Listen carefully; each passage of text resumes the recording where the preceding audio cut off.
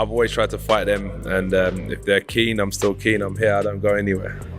Of course, fighters are keen to fight you. Do you not feel that back from your rivals? Yeah, they want to fight me. Just has to be the right time. You know, everything has to be all right. The stars have to align. So yeah. Should Jake Paul be fighting Anthony Joshua? No. Is he mad to do it? Yeah. Is there tens and tens and tens and tens of millions of dollars for Anthony Joshua to have an 8-round run out against Jake Paul? Yes. And that's why you're doing it? We're not doing it. We're considering it. And at the moment, there's work to be done. But could it happen? Yes, it could. Boxing just went from shocking to downright cinematic. Reports are flying that British heavyweight superstar Anthony Joshua is set to face YouTuber turned fighter Jake Paul in December. Anthony, listen to me. Don't take a dive with this Jake Paul, mate. Do not do that, not for $1 billion, my pal. Don't do as the others have done. Do not take dives. If he fights you, knock him dead as a nit. Joshua could knock Jake Paul out with his If it goes any other way, you know it's fixed, don't you? I want to fight Anthony Joshua, exclusive, because I know that I will beat Anthony Joshua. I know I will beat. He just got knocked out, right? Yeah. He doesn't have a chin, and he has no skill, and he's stiff. And I love you, Anthony. We're friends. But I want to fight you. And if true, this might be the wildest crossover in the sport's modern history. Picture it, Miami lights, Netflix cameras, and two completely different worlds colliding in one ring. Jake Paul lost to Tommy Fury. Anthony Joshua cannot box Jake Paul. Horrific. He's dangerous for one, and two, if Jake Paul even lands a glove on him, it just diminishes everything that he's achieved. Jake Paul won't last 2 minutes for me. Never mind Anthony Joshua. It's ridiculous. It's a joke. Why would he box him? 2-time heavyweight champion of the world, one of the best heavyweights the last 20 years, held British boxing on his back. People might say he deserves to box Jake Paul. But why though? It's just not worth it. He's got enough money as it is. Why risk all that for a few more quid? I don't like it. I hope it don't happen. I don't think Anthony Joshua will do it. Sources claim the deal's already in place, ready to drop officially on Monday, with Netflix turning the spectacle into a global event. But hold up, there's still no finalized agreement just yet, and Joshua, after a 14-month layoff, might need a proper tune-up before diving into the chaos. Still, the buzz is electric, and if this fight becomes real, we're not just getting a bout, we're getting a blockbuster that could blur the line between sport, showbiz, and absolute madness.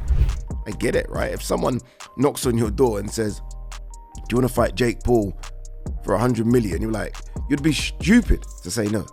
No, I don't want that 100 million for what would be and will be and should be easy work for AJ. Like, well, why are you going to turn down 100 million? Like, right? So I don't blame AJ and his team for taking the money. I mean, again, these guys are fighters. They're prize fighters. The biggest prize is the money. It's not the belts, people. It's the money, especially when you've already won the belts. And just when we thought the whole AJ versus Jake Paul rumor was gonna fade into another internet daydream, boom, Eddie Hearn jumps in like a PR grenade, yelling, "What do you want me to do?" And suddenly, this thing feels way too real. I mean, you could hear the exhaustion in his voice, like a man who just found out his fighter might be stepping into a Netflix crossover special instead of a standard tune-up. There's no point me trying to dress it up to you. I can only be as honest as I can. We can't really turn it down if it's presented to us. And, like, yeah, part of me quite likes the idea of AJ giving him a slap, but I think Jake Paul is mad for even considering Anthony Joshua. He's out here saying Jake's mad for even considering it, while also admitting he'd take the fight in a heartbeat if the check hits right. And honestly, I can't even blame him. We'd all hit yes faster than a YouTube thumbnail click if the payday looked like that. But what cracks me up is how casually he says it'd be the biggest fight of the year, while also calling Jake crazy for doing it. Like he's roasting and approving it at the same time. And that's the magic of Hearn, man. In terms of AJ, what was your conversation with him when you called him about this, and what was his reaction? I think he probably thinks I don't think Jake Paul will fight me. I mean, we've never looked at it. Like, we've never... When it was mentioned before a couple of months ago, I was like... I talked to him about it. He was like, yeah, why not? Like, yeah, I don't know. I mean, he won't fight me. I said, no, he might be mad enough to do it, you know? Like, he actually believes he can beat you. He went, he don't. I went, I promise you, Jake Paul thinks he can beat you.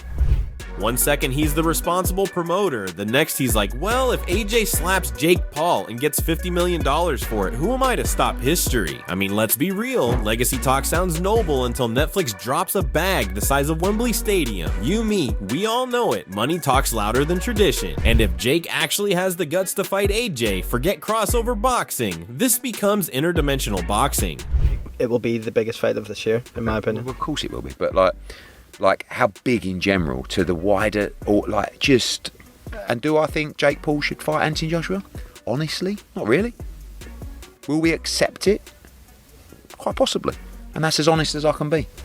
So yeah, Hearn can call it madness all he wants, but if this goes down, we're watching chaos and capitalism touch gloves, and I'll be ringside with popcorn and disbelief in equal amounts. And just when Eddie Hearn tried to downplay the chaos like, relax, nothing's signed yet, boom, Simon Jordan jumps in swinging with verbal uppercuts, calling the whole thing a turd polished into a pile of money. I mean, my guy didn't even jab first, he just walked in the studio and detonated an opinion grenade. And look, I get where he's coming from. He's basically saying this fight's got zero boxing integrity, but 100% Netflix entertainment value. This fight over here with Anthony Joshua, I know what this is. No one can dress this up. This is a turd that will get polished into a huge pile of money. And if you know that from the outset, so I don't have any illusions about it. Neither does anybody else. Nobody thinks that this is a real fight. Nobody thought. I mean, Spencer tried his very level best, and will never try it again, to convince us that Mike Tyson versus Jake Paul. Well, this is something similar, but for different reasons. Anthony Joshua is still a live heavyweight, and if he hits Jake Paul's going to get hurt. But let's be honest, we all knew that. We're not tuning in expecting peak Klitschko-era chess matches. We're showing up to see whether Jake Paul survives the ring long enough to post a vlog afterward. And Simon's talking about it like it's the end of the sport, but bro, this is boxing's version of Marvel. It's loud, dramatic, slightly unrealistic, and still everyone's gonna buy a ticket. And when he says if AJ hits Jake, he's gonna get hurt, I'm like, yeah, Simon, that's kind of the point. That's the gladiator part of the circus. But what really got me was when he called Jake Sideshow Bob. I almost spilled my drink. It's just silly, isn't it? It's just silly.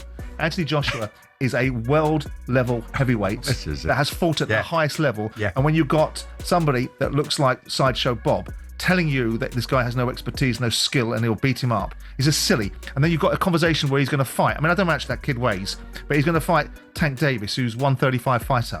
I mean, it's just stupid, and it shouldn't be sanctioned, it shouldn't be allowed. The man roasted him like he's auditioning for Britain's Got Roast Talent. But here's the truth. For all the criticism, Jake's doing what half the boxing world wishes they could, making monster money, staying relevant, and keeping the sport on every trending page. And while Simon's out here debating integrity, Jake's already negotiating the soundtrack. So yeah, maybe this fight is madness, but let's not lie. When Netflix drops that trailer, we'll all be there with our popcorn pretending to hate it while secretly screaming, let's go.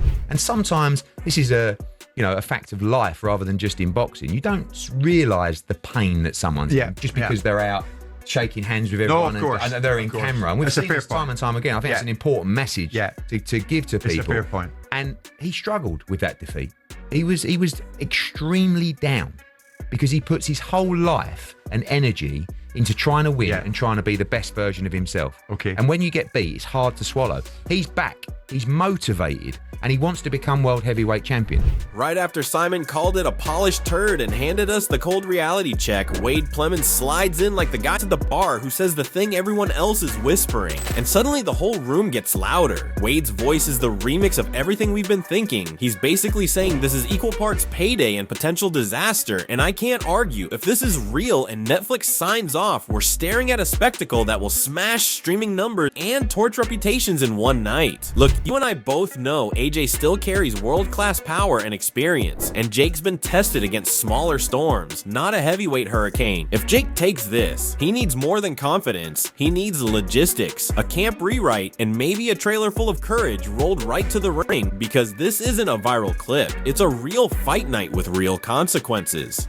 Talk about the totality of this fight. This would earn Jake a ton of respect in the boxing game with boxing fans that think he has rigged fights, fixed fights, whatever else, which is not true. But the ones that also think he takes easy fights or doesn't fight boxers in their prime or name the thing that they don't like, this would quell all of that. And that might be why Jake is crazy enough to do it. That might be the reason he does it, is because it checks every single box that he would potentially want to see for this fight. Now, honestly, Wade saying Jake will get destroyed is a spicy headline, but let's be precise. If Jake survives past 3 rounds, that's a moral win, and we'll all be forced to grudgingly respect the grind. If AJ scores an early stoppage, some will cheer, some will call it overdue justice, and Jake's layer of invincibility peels off on live TV. Either way, we the audience win the ratings war, and you know we'll watch even while pretending to be above it. My hot take is this, and I'm shouting it for the crew. Promoters smell money, networks want eyeballs, and fighters chase legacy and paydays, so this kind of madness will keep happening. Pack your popcorn, set your opinions to loud, and let's see whether this ends as a career-defining upset, a brutal lesson, or just another chapter in boxing's most cinematic chaos era. If he survives, I would say more than 3 rounds, that's a victory. And I'm not saying a victory as far as like he wins the fight, but that is respectable. That would, in I think many people's estimation, be like, okay, that's fucking crazy you did that. If he survived the whole fight, that would be unthinkable for someone of his, relatively new to boxing skill set. And I say new to boxing, he's been doing it for years now, but not on the same level or anywhere near the same level of ZJ. You're talking about a former heavyweight champion of the world. So when you put it all together, Joshua, Jake, Netflix, the media circus, the money talk, this whole thing feels less like a fight announcement and more like the trailer for boxing's next blockbuster franchise. It's got everything: the old school champ, the YouTube disruptor, the critics losing their minds, and the fans split between this is embarrassing and I can't wait to watch. Whether this ends in a shocking upset or a 1-round demolition, it's gonna dominate headlines, melt Twitter, and probably rewrite how boxing sells itself in 2025. Because let's face it, this isn't just a sport anymore. It's theater, it's business, and it's chaos all wearing gloves. And never would I ever thought this fight would have happened when this whole, crossover influencer boxing thing happened. But if this is real, and they actually finalize this is going to be detrimental to Jake Paul's health, I think. And I'm kind of shocked that they actually, like, his team, Nikisa, those people, fair play, they let their fighter decide, and Jake is headstrong on these things, and he understands the value in being the underdog here. But I'm surprised they're letting this one happen. But I want to know what you think. Does Jake even stand a chance? Or are we about to witness the most expensive sparring session in history? Drop your thoughts in the comments. Let's debate it out like Fight Night analysts. And don't ever forget to like, share, and subscribe to Boxing Headquarters, where the drama hits as hard as the fighters. See you in the next one.